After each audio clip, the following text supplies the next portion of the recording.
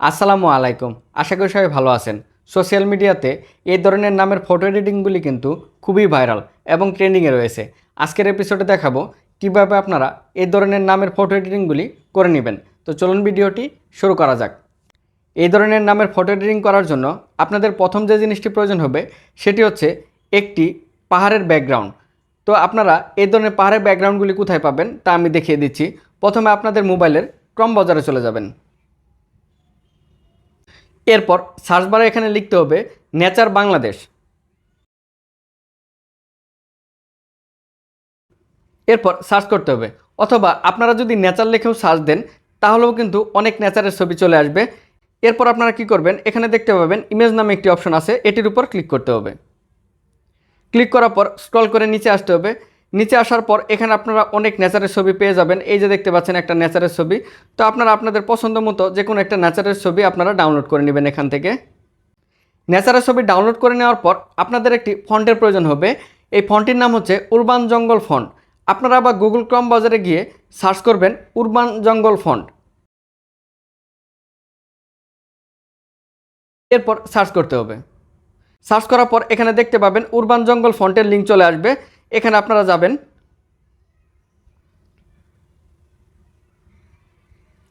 যাওয়ার পর এখানে আপনারা দেখতে পাবেন ছোটো করে ডাউনলোড একটি অপশন আছে, এখান থেকে আপনারা এই ফন্টটি ডাউনলোড করে নেবেন।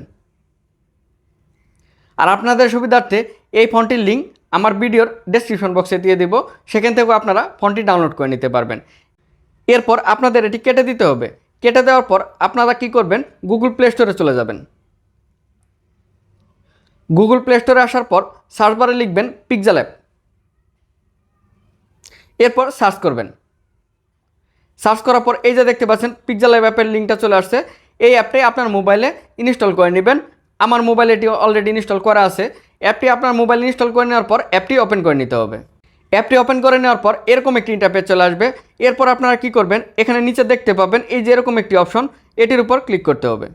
ক্লিক করার পর স্ক্রল করে একটু ডান দিকে যেতে হবে। ডান দিকে আসার পর এখানে আপনারা ফ্রম গ্যালারি নামে একটি অপশন পাবেন, এটির উপর ক্লিক করতে হবে।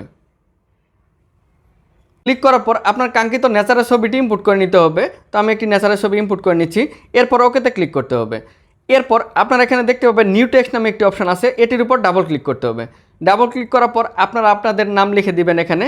আমি আমার নাম লিখে দিচ্ছি এখানে। ওকে, নাম লিখে দেওয়ার পর কি করবেন, এই লেখাগুলি আপনারা বড় হাতের করে নেবেন। বড় হাতের করে নেওয়ার জন্য এখানে ক্লিক করতে হবে। তাহলে লেখাগুলির সবগুলি নামের অক্ষর বড় হাতের হয়ে যাবে। এরপর ওকেতে ক্লিক করতে হবে। এরপর আপনারা কি করবেন, এখানে দেখতে পাবেন এ নামে একটি অপশন আছে, এটির উপর ক্লিক করতে হবে। এরপর স্ক্রল করে ডান দিকে যেতে হবে। ডান দিকে আসার পর এখানে দেখতে পাবেন ফন্ট নামে একটি অপশন আছে, এটির উপর ক্লিক করতে হবে। এরপর এখানে মাই ফন্টের উপর ক্লিক করতে হবে। এরপর এখানে যে এই অপশনটি দেখতে পাচ্ছেন, এই অপশনটির উপর ক্লিক করতে হবে। এরপর যে ফন্টটি আপনারা ডাউনলোড করেছিলেন উরবান জঙ্গল ফন্ট, সেই ফন্টটি ইনপুট করে নিতে হবে। তো আপনারা কি করবেন, আপনাদের ফাইল ম্যানেজারে ডাউনলোড অপশনে চলে যাবেন।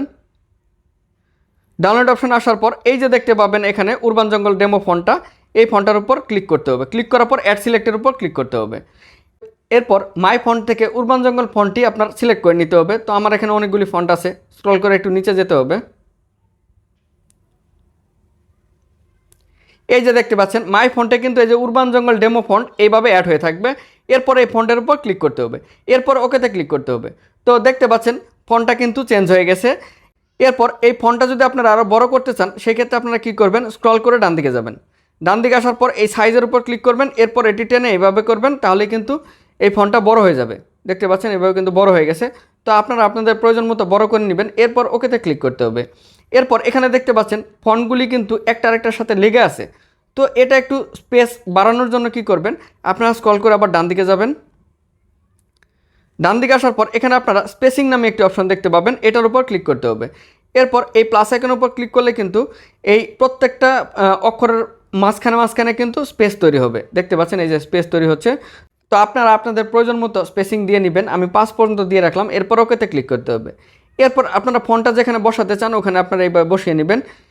ওকে, এরপর আপনাদের ফটো এডিটিংয়ের কাজ শেষ হয়ে গেলে এই ফটোটা আপনার গ্যালারিতে সেভ করার জন্য আপনারা কি করবেন, এই যে উপরে দেখতে পাচ্ছেন সেভ নামে একটি আইকন আছে, এটির উপর ক্লিক করতে হবে। এরপর কি করবেন, এই সেভ অ্যাজ ইমেজ এটির উপর ক্লিক করতে হবে। এরপর এখানে আপনারা দেখতে পাবেন কোয়ালিটি ডাইমেনশন ডিফল্ট আছে, এটা আপনারা কি করবেন, এখানে ক্লিক করবেন। ক্লিক করার পর এটা আপনারা আলট্রা সিলেক্ট করে দিবেন। এরপর এখানে সেভ টু গ্যালারির উপর ক্লিক করলেই এই ফটোটি আপনার গ্যালারিতে সেভ হয়ে যাবে।